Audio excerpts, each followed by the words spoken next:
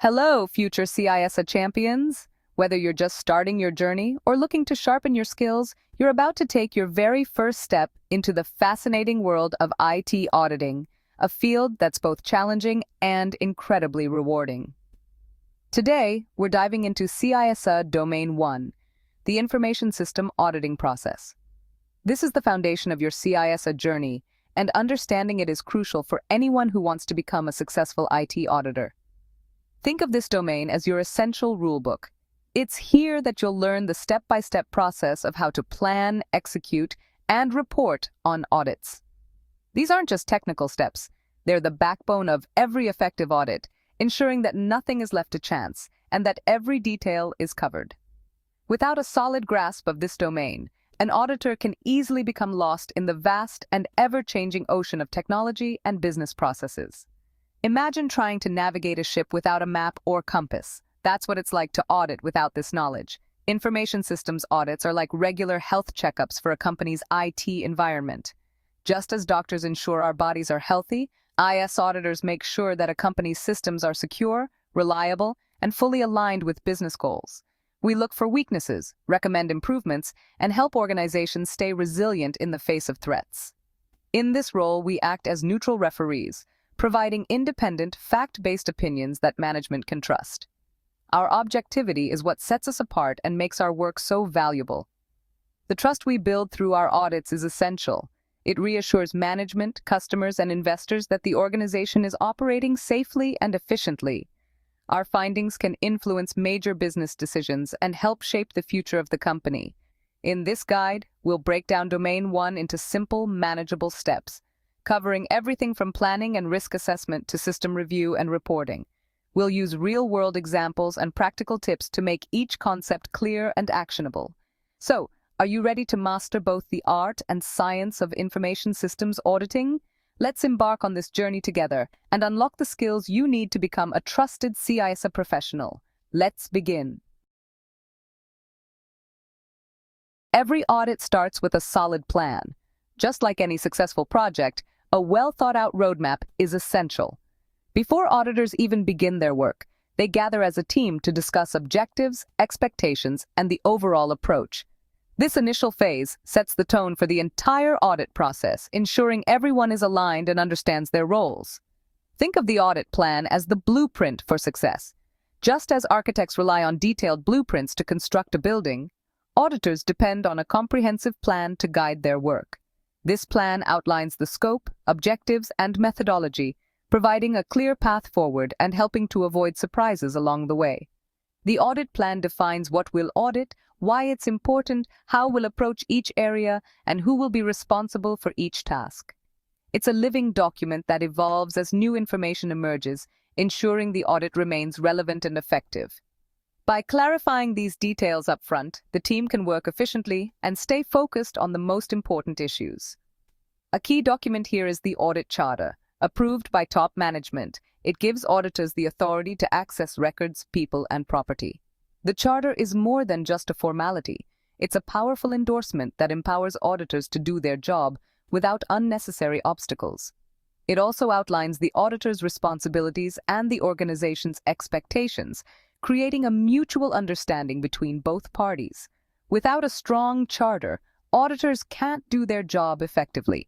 Imagine trying to investigate a critical issue, but being denied access to key information or systems.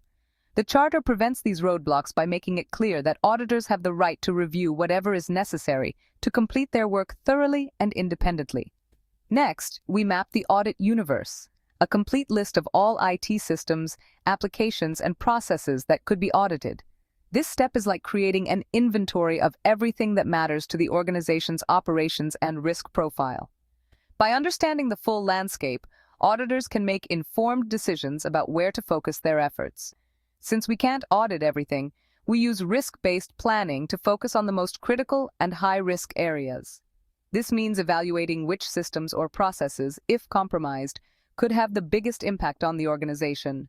The team assesses potential threats, vulnerabilities, and the likelihood of issues arising, then prioritizes accordingly. For example, a bank's core banking system gets priority over a cafeteria menu system.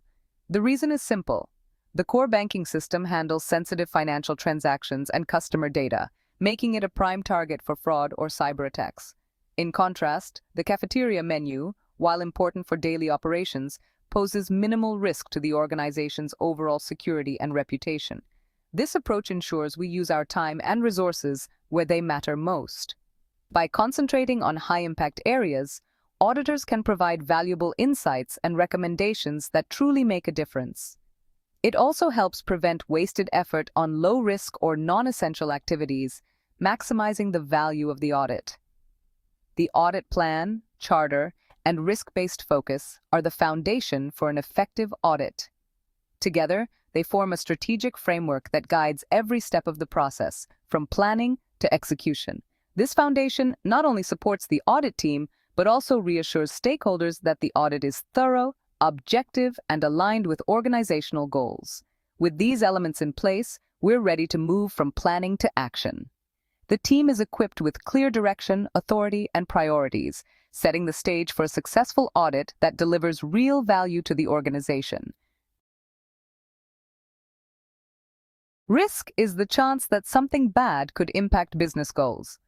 In every organization, risk is an unavoidable part of daily operations.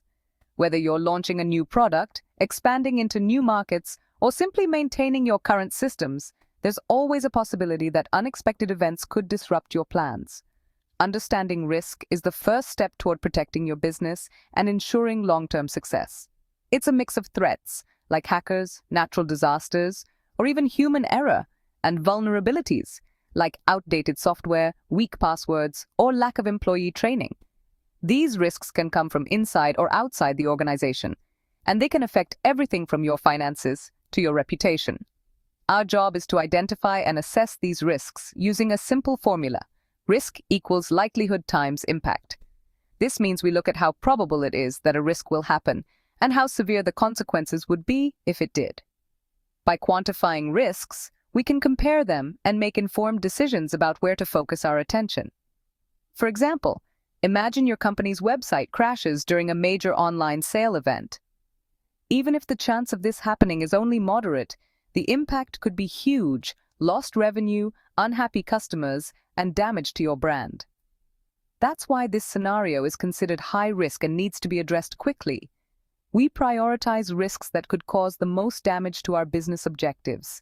By ranking risks based on their likelihood and impact, we can focus our resources on the most critical issues first, rather than spreading ourselves too thin.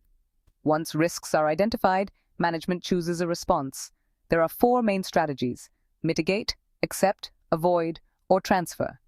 Each approach has its own benefits and is chosen based on the specific risk and the company's risk tolerance. Mitigation means adding controls like upgrading servers, improving security systems, or providing staff training to reduce the chance or impact of a risk. This is often the most proactive approach. Acceptance is living with low risks that are unlikely to cause significant harm. Sometimes the cost of addressing a risk is higher than the potential loss, so it makes sense to simply monitor it. Avoidance means stopping risky activities altogether, like canceling a project that's too risky. Transfer means shifting the risk to someone else, such as buying insurance or outsourcing certain operations. This process ensures the company focuses on what matters most and uses resources wisely. By regularly assessing and managing risks, organizations can stay resilient, adapt to change, and achieve their goals with greater confidence.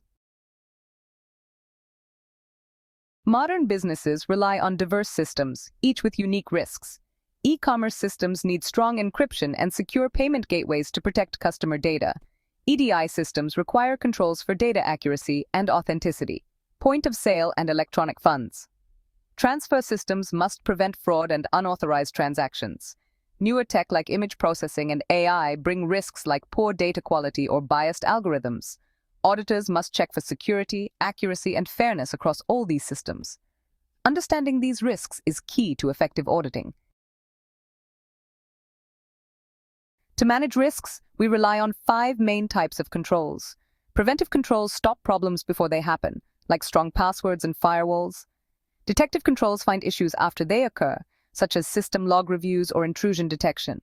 Corrective controls fix problems, restoring systems, or removing viruses. Deterrent controls discourage bad behavior. Think warning banners or security cameras. Compensating controls are backups when primary controls aren't possible, like daily transaction reviews if duties can't be segregated. Knowing these controls helps auditors evaluate if risks are properly managed. Auditors must distinguish between control objectives and control measures. Control objectives are the what, the high-level goals, like ensuring all transactions are authorized and accurate. Control measures are the how, the specific actions, such as requiring dual signatures or daily reconciliations. Objectives set the target. Measures are the steps to reach it. During audits, we test if control measures are effective in meeting objectives.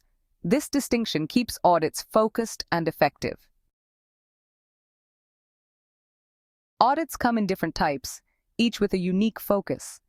Financial audits check the accuracy of financial statements, often involving IT systems.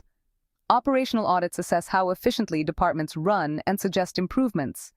Compliance audits ensure the organization follows laws and regulations, like RBI rules or data privacy laws. Integrated audits combine financial and IS audits for a complete business view. Forensic audits investigate suspected fraud or crime, collecting evidence for legal action. Knowing these types helps auditors choose the right approach for each situation. With planning done, it's time for audit execution, gathering evidence and testing controls. Start with a kickoff meeting to align with the auditee and clarify objectives. Collect audit evidence through interviews, observations, document reviews, and testing. Compliance testing checks if controls are in place. Substantive testing checks for actual errors in data. All findings and evidence are documented in working papers. These records support our conclusions and final report. We identify gaps between what should happen and what actually happens. These are our audit findings. The final step is reporting, communicating findings and recommendations to management. A good audit report is clear, concise, and actionable. Each finding should state the problem, the rule violated, the cause, the risk, and the recommendation. Discuss findings with management to ensure accuracy and agree on action plans. The final report includes management's responses and deadlines for fixes. Follow-up is essential. Auditors must verify that issues are resolved. Without follow-up, audit value is lost. Effective communication and follow-up ensure lasting improvements.